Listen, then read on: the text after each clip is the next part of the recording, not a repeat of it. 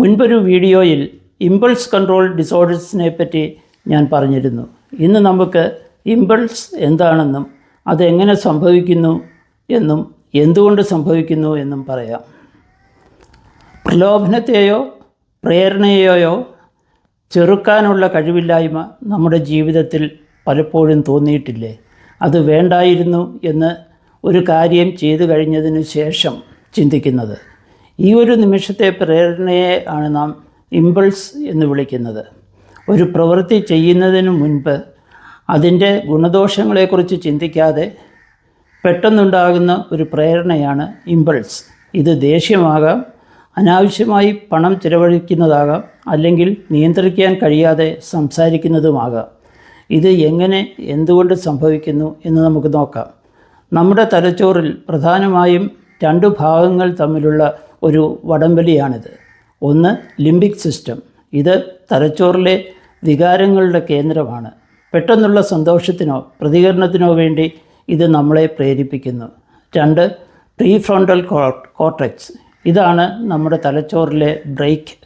യുക്തിപരമായി ചിന്തിക്കാനും തീരുമാനങ്ങൾ എടുക്കാനും നമ്മളെ സഹായിക്കുന്നത് ഈ ഭാഗമാണ്. നമ്മൾ സമ്മർദ്ദത്തിലായിരിക്കുമ്പോഴോ അമിതമായി തളർന്നിരിക്കുമ്പോഴോ ഈ ബ്രേക്ക് ശരിയായി പ്രവർത്തിക്കില്ല.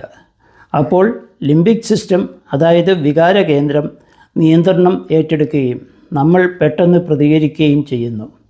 നിയന്ത്രണമില്ലാത്ത ഇമ്പൾസ് കൊണ്ടുള്ള പ്രത്യാഘാതങ്ങൾ എന്തെന്ന് നോക്കാം. ബന്ധങ്ങളിലെ വിള്ളലുകൾ. ആലോചിക്കാതെ പറയുന്ന വാക്കുകൾ പ്രിയപ്പെട്ടവരെ വേദനിപ്പിക്കുന്നു, ബന്ധങ്ങളിൽ വിള്ളൽ സൃഷ്ടിക്കുന്നു. സാമ്പത്തികമായ തളർച്ച. അനാവശ്യമായി വാങ്ങിക്കൂട്ടുന്നത്, ലോട്ടറി എടുപ്പ് ഇവ കടക്കണിയിലാക്കാം. ആരോഗ്യ പ്രശ്നങ്ങൾ ഉണ്ടാക്കാം. ലഹരി ഉപയോഗം, അമിത ഭക്ഷണം എന്നിവ ഇമ്പൾസ് കൺട്രോൾ ഇല്ലാത്തതുകൊണ്ട് സംഭവിക്കാം. മാനസിക വിഷമവും ഉണ്ടാകാം. ചെയ്ത കാര്യത്തെ ഓർത്ത് പിന്നീട് കുറ്റബോധവും വിഷാദവും തോന്നാം. ഇമ്പൾസ് എങ്ങനെ നമുക്ക് നിയന്ത്രിക്കാം എന്ന് നോക്കാം. 10 സെക്കൻഡ് റൂൾ. ഒരു പ്രേരണ ഉണ്ടാകുമ്പോൾ ഉടനെ പ്രതികരിക്കാതെ മനസ്സിൽ 10 വരെ എണ്ണുക. ഇത് തലച്ചോറിലെ യുക്തിയുടെ ഭാഗത്തിന് ഉണരാനുള്ള സമയം നൽകും. പ്രേരണകൾ തിരിച്ചറിയാൻ ശ്രമിക്കുക.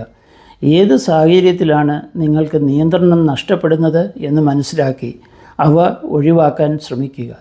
ശ്വാസവ്യായാമം ചെയ്യുക. ആഴത്തിൽ ശ്വാസമെടുക്കുന്നത് നാഡീവ്യൂഹത്തെ ശാന്തമാക്കാൻ സഹായിക്കും.